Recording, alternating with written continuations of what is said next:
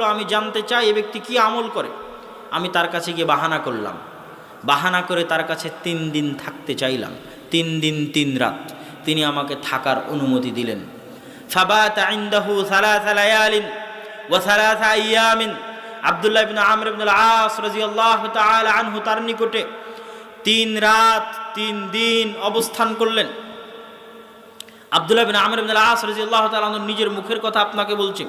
উনি বলছেন ফাকানা লা ইয়ারা মিনহু কাসীরা আমালিন। এই 3 দিন 3 রাতে আমি বড় কোনো আমল দেখতে পেলাম না, যে অতিরিক্ত কোনো আমল তিনি করছেন এরকম অতিরিক্ত কোনো আমল আমি তার আমল নামায় দেখলাম না। আরও নির্দিষ্ট করে আব্দুল্লাহ ইবনে আমর ইবনে আল-আস রাদিয়াল্লাহু তাআলা আনহু উল্লেখ করছেন, লাম ইয়ারাহু মুতাহাজ্জিদান ফিল লাইল, রাতের বেলায় তাহাজ্জুদের সালাত আদায় করতেও দেখলাম না।